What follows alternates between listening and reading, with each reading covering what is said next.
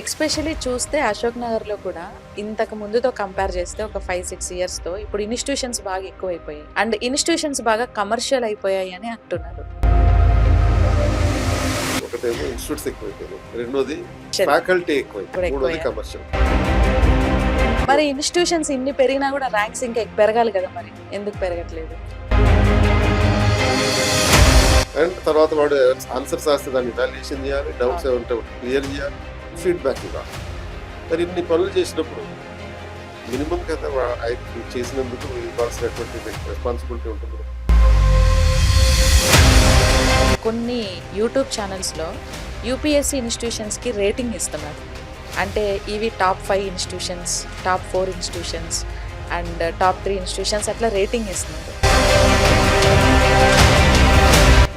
Tax కట్టించుకునే government ఇవ్వట్ల. దేశంలో ప్రముఖ యూనివర్సిటీస్ దానికి రేటింగ్ ఉంటుంది, లేకపోతే ప్రపంచంలో టాప్ 100 యూనివర్సిటీస్లో ఈ టైప్లో రేటింగ్ ఉంటుంది. రేటింగ్ ఇచ్చేటప్పుడు దానికి క్రైటీరియా ఉంటుంది. అందులో రీసెర్చ్కి ఎటువంటి అవకాశాలు ఉన్నాయి, పీజీ స్టూడెంట్స్ ఎంచుకుంటుంటారు, తర్వాత కోచింగ్ సంస్థలకి ఇటువంటి క్రైటీరియాలు ఉంటాయి. ఫస్ట్ పాయింట్ ఎక్కువ యూత్ ఇప్పుడు సోషల్ మీడియా ఇన్ఫ్లుయెన్స్ అయ్యారు అని చెప్పేసి కూడా ఎక్కువ.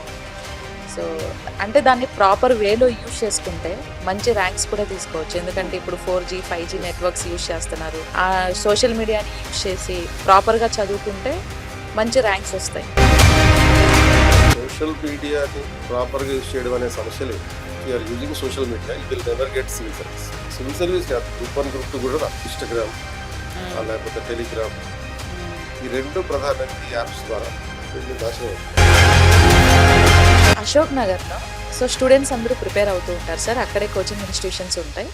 సో జస్ట్ 1 కిలోమీటర్ డిస్టెన్స్లో పక్కనే ఒక కొత్త మాల్ ఒకటి పెట్టారు, ఒడియం మాల్ అనేసి. అందు సంధ్యా థియేటర్ కూడా ఆ పక్కనే ఉంటుంది. సో వీళ్ళందరూ ఎంటర్టైన్మెంట్ అవ్వడానికి బాగా ఛాన్స్ ఉందంటారా అక్కడ? ఒక ఆస్పిరెంట్ వచ్చినప్పుడు 99.99% ఆస్పిరెంట్స్ డీవియేషన్స్ అవుతారు. అంటే మీరు అన్నట్టుగా ఓన్లీ సినిమా మాల్స్ మాత్రమే కాదు, బాయ్ ఫ్రెండ్స్, గర్ల్ ఫ్రెండ్స్ అనేటటువంటి డీవియేషన్స్ కూడా ఉంటాయి. ఎందుకంటే ఆ వయసు ప్రభావం అనుకుంటుంది. ఇంటి నుంచి దూరంగా ఉంటుంది. సో ఇంటి నుంచి దూరంగా ఉండడం వల్ల ప్రత్యక్షంగా తల్లిదండ్రుల ప్రేమ లేకపోవడం. ఇప్పుడు మనకు AP government job calendar release చేసింది కదా. సో చాలామంది group 1 aspirants, group 2 preparation start చేశారు. సో వాళ్ళకి మీరు ఇచ్చే సూచనలు ఏంటి సార్? నోటిఫికేషన్ వచ్చిన తర్వాత పాత పద్ధతిలో వెళ్ళారనుకోండి, 1 yearలో అయిపోతుంది ఎగ్జామ్. మొత్తం ప్రిలిమ్స్, మెయిన్స్, ఇంటర్వ్యూ మొత్తం అయిపోతుంది గ్రూప్ అనేది. సో కాబట్టి ఈ 120 రోజుల్లో గ్రూప్ 1 ప్రిపేర్ అవ్వ తెచ్చుకుంటే మొత్తం సిలబస్, ప్రైమరీ సిలబస్ అంతా complete. If you could able to practice, అంటే నేను ఓపెన్గా ఛాలెంజింగ్గా చెప్తున్నానంటే చేసేవాళ్ళు లేదు.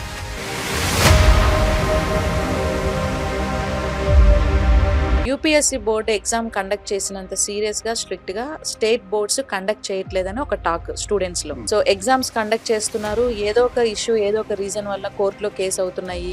మరి అక్కడ జాబ్ చేస్తున్న వాళ్ళ పరిస్థితి ఏంటి? రిక్రూటర్స్ ఎవరైతే ఉంటారు, మెంబర్స్, చైర్పర్సన్, వాళ్ళ సెలక్షన్ కొంచెం నాన్ పొలిటికల్గా ఉంటుంది. అదే స్టేట్ పబ్లిక్ సర్వీస్కి వచ్చేటప్పటికి అందులో ఆల్మోస్ట్ ప్రతి మెంబర్ కూడా పొలిటికల్ ఉంటారు. సో గవర్నమెంట్ చెప్పుకునే విధంగా వీళ్ళు రిక్రూట్మెంట్ చేయాల్సినటువంటి పరిస్థితి. పాలిటిక్స్ అవుతాయి అంటారా? పొలిటికల్ అవుతాయి.